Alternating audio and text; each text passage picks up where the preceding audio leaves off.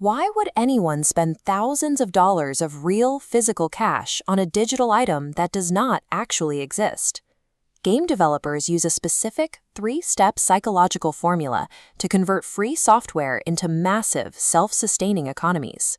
The public perception of this platform centers on simple, blocky games for children.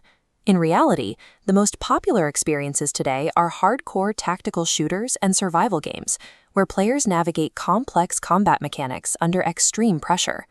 Behind every interaction, whether in a gritty war zone or a cartoon city, lies a foundation designed to influence player behavior. Hollywood studios are now building official experiences here, leveraging this psychological framework to capture attention at a massive scale. Professional racing champions are being integrated directly into virtual driving empires as a core part of a new corporate business strategy. These experiences replicate the density and scale of live stadium events, drawing hundreds of thousands of concurrent users into digital arenas. Billion-dollar companies invest here because these developers have mastered a retention loop that traditional media can no longer match. Step 1 of this formula is the empty sandbox.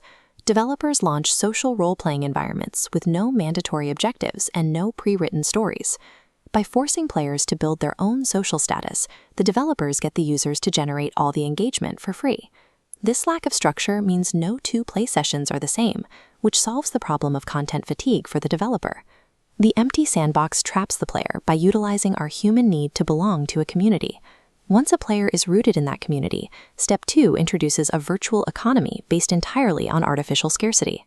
The math is simple. The game generates thousands of common assets, but strictly limits the output of a single rare variant. The desire for that rare item drives players to spend hours performing repetitive tasks to increase their odds. This time deficit creates a psychological urge to skip the line by using real money to buy a microtransaction shortcut. This follows the same collection logic as physical trading cards, where the perceived value of a rare item justifies the repeated cost. While Step 2 monetizes desire, acquiring rare items is just a transition into the final phase. Step 3 is the never-ending treadmill, a strategy known in the industry as live ops. This means the game world alters weekly with timed events and a continuously rising power ceiling for the player characters. Players must constantly unlock new powers or find better equipment just to maintain their current status in the game. There is a heavy social pressure embedded here. If a player stops logging in, they immediately fall behind the power level of their friends. Live Ops ensures the player's journey never actually concludes, creating an infinite cycle of engagement. The social bonds and the financial investments forged in these digital ecosystems carry weight in our actual lives. These virtual worlds consistently provide high-stakes, hyper-stimulating feedback, especially when compared directly to the mundanity of physical everyday life. These platforms succeed by providing a more accessible path to social status and power than reality often offers.